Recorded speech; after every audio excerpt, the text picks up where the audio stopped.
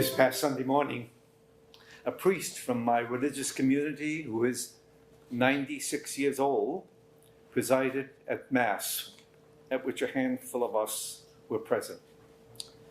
It was actually his birthday that day. At the conclusion of the Mass, we sang happy birthday to him.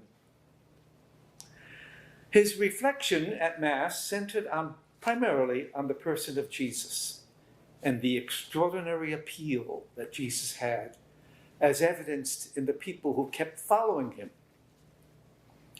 Father Wallen asked, what did they see in Jesus? What was it about his person that was so appealing that people wanted to be around him and close to him? Today's gospel gives us more examples of people seeking Jesus and wanting to be in his presence. It also reveals to us the personality of Jesus and why he was so appealing. When Peter faltered and feared that he was going to drown, Jesus simply told him, "Peter, take courage. It is I. Do not be afraid." Those are comforting words, words of reassurance, words that tell us that no matter what, Jesus will always be at our side to take hold of us if we falter, to lift us if we fall.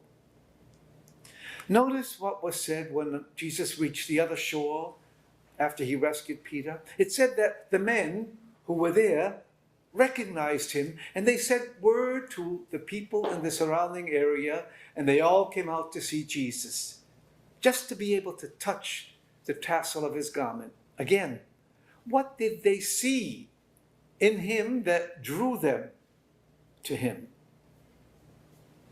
The question can be asked, what are we not seeing that keeps some of us at a distance from him today? What are people missing out on? Last night at a gathering with some family members, all of whom have adult children, the conversation about church attendance, the effects of the pandemic on the church, they all surfaced. But someone also asked, how come all of us married in the church, and yet none of our children are doing it today? Well, there are lots of reasons, but one that remains is the one I asked at the beginning. What did the people of Jesus' day see in him that was so appealing that they went to great lengths to be close to him and want him to be an integral part of their lives?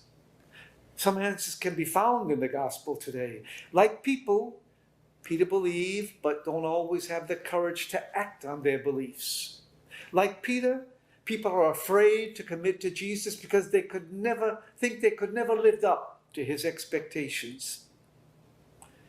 The beauty of the gospel today is that Jesus knows this about us and is willing to wait, ready to reach out to us once we decide to have more of him in our lives and in the lives of our families.